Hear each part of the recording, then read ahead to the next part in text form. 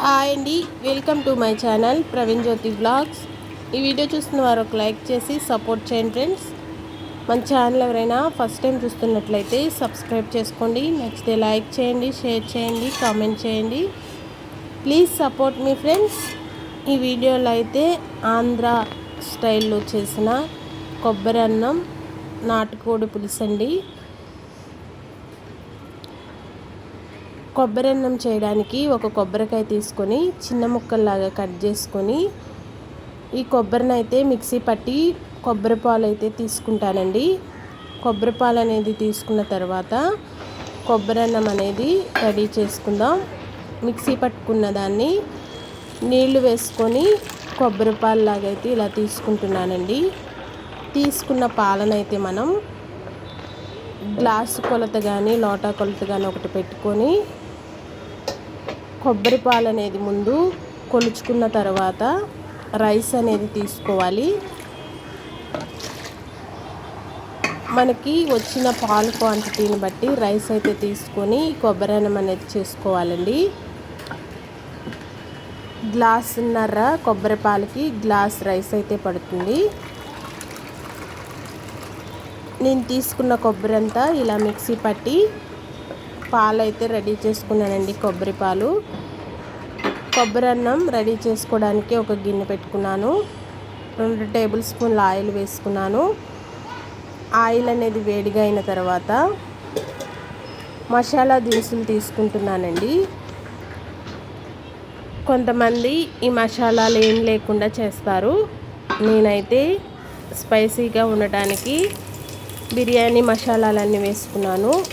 ఇలా చేసుకుంటే చాలా టేస్ట్ ఉంటుందండి. మసాలాలన్నీ ఫ్రై అయిన తర్వాత మీడియం సైజులో ఉన్న ఒక ఉల్లిపాయ తీసుకొని సన్నగా కట్ చేసి వేసుకున్నాను. పచ్చిమిర్చి కూడా వేసుకున్నాను. వీటిని బ్రౌన్ కలర్లో ఫ్రై చేసుకోవాలండి. మన ఛానల్ ఎవరైనా ఫస్ట్ టైం చూస్తున్నట్లయితే సబ్స్క్రైబ్ చేసుకోండి ఫ్రెండ్స్. నచ్చితే లైక్ చేయండి, షేర్ చేయండి, కామెంట్ చేయండి. Please support me friends. ఉల్లిపాయలు, పచ్చిమిర్చి కొంచెం ఫ్రై అయిన తర్వాత దీనిలోకి కొత్తిమీర, పుదీనా కూడా వేసుకుంటున్నాను. కొత్తిమీర, పుదీనా కూడా వేసుకొని కొంచెం సేపు ఫ్రై చేసుకొని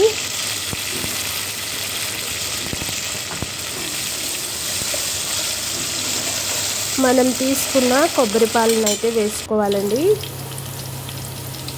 పోపంతా, మసాలా పోపంతా ఇలా ఫ్రై అయిన తర్వాత 2 స్పూన్లు అల్లం వెల్లుల్లి పేస్ట్ వేసుకున్నాను. అల్లం వెల్లుల్లి పేస్ట్ వేసుకొని పచ్చివాసన పోయే వరకు ఫ్రై చేసుకున్నాను. ఫ్రై అయిన తర్వాత ఒక 1/2 స్పూన్ పసుపు వేసుకున్నాను.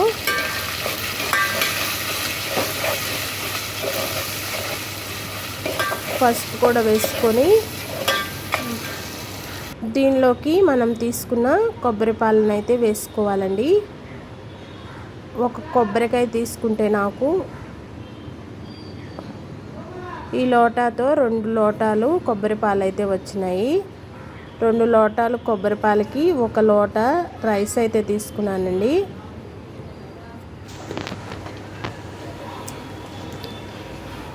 కొబ్బరి పాలు అనేది వేసుకున్న తర్వాత వీటిని మరిగించుకోవాలి. మరుగుతున్నప్పుడు రైస్ అయితే వేసుకోవాలండి. నేను మామూలు రైస్తోనే చేశాను. సోనా మసూరి రైస్తో చేశాను. బాస్మతి బియ్యంతో కూడా ఈ కొబ్బరి రైస్ అనేది చేస్తారండి. రైస్ అనేది వేసుకొని ఇది ఒకసారి కలబెట్టుకొని దీనిలోకి సాల్ట్ అనేది వేసుకోవాలండి.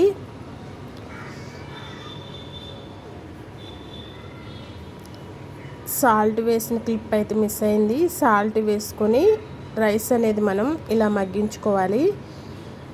కొబ్బరి అన్నం అనేది రెడీ అయిపోయిందండి. దీని కాంబినేషన్లో ఈ కొబ్బరి అన్నం కాంబినేషన్లో నాటుకోడి పులుసు అయితే చేసుకుందామండి. నాటుకోడి కాబట్టి నేను కుక్కర్లో అయితే వండుతున్నాను. ఈ కర్రీ చేసుకోవడానికి 3 ఉల్లిపాయలు తీసుకొని సన్నగా కట్ చేసి 2 పచ్చిమిర్చి అయితే వేసుకున్నాను. వేసుకొని వీటిని అయితే ఫ్రై చేసుకుంటున్నానండి.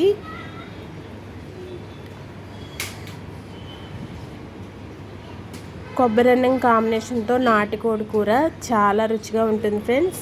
తెలిసిన వారైతే ఒక కామెంట్ చేయండి. ఆంధ్ర స్టైల్లో, ఆంధ్ర సైడ్ బాగా చేసుకుంటారండి ఇలా.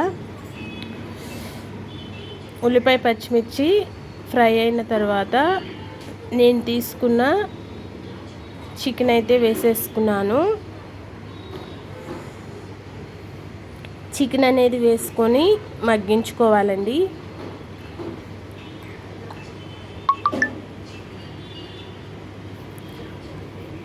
చికెన్ అనేది కొద్దిసేపు మగ్గిన తర్వాత దీనిలోకి 2 స్పూన్ల అల్లం వెల్లుల్లి పేస్ట్ వేసుకున్నాను. అల్లం వెల్లుల్లి పేస్ట్ వేసుకొని పచ్చివాసన పోయే వరకు ఫ్రై చేసుకోవాలండి.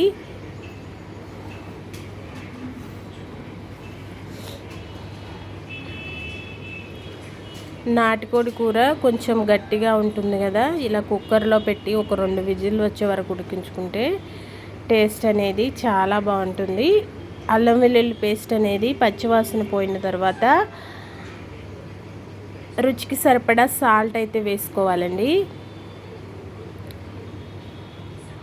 సాల్ట్ కూడా వేసుకొని ఒక 2-3 నిమిషాలు మగ్గించుకొని మగ్గిన తర్వాత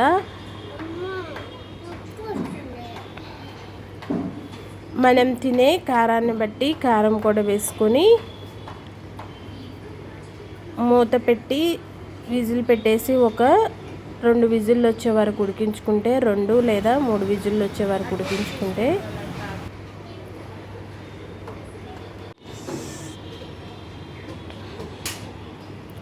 సాల్ట్ అనేది వేసి మగ్గించుకుంటే మనకి ఆయిల్ అనేది ఇలా తేలుతుందండి. చికెన్లో వాటర్ అయితే వచ్చి ఇలా ఉన్నప్పుడు మనం తినే కారాన్ని బట్టి కారం వేసుకోవాలి.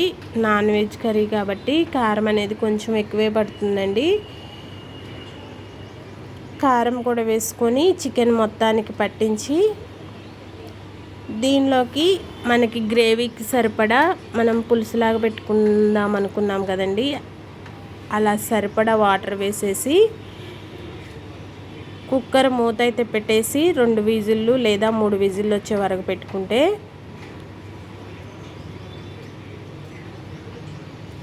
నాటుకోడి పులుసు అయితే మనకి రెడీ అయిపోతుందండి.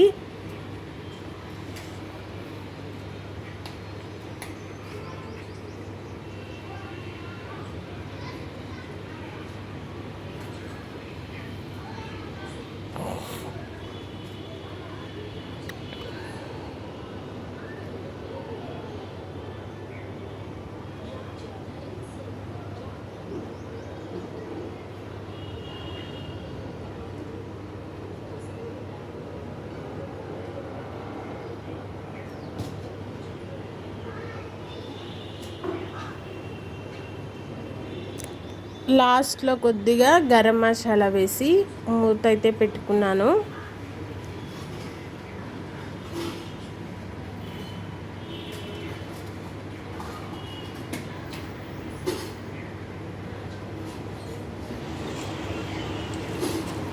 రెండు విజిల్లు వచ్చి ఉడికించుకున్న తర్వాత వేరే గిన్నెలోకి అయితే కర్రీ తీసేసుకొని ఇలా సర్వ్ చేసుకుంటే కొబ్బరి అన్నం నాటుకోడి పులుసు మనకి రెడీ అయిపోతుందండి.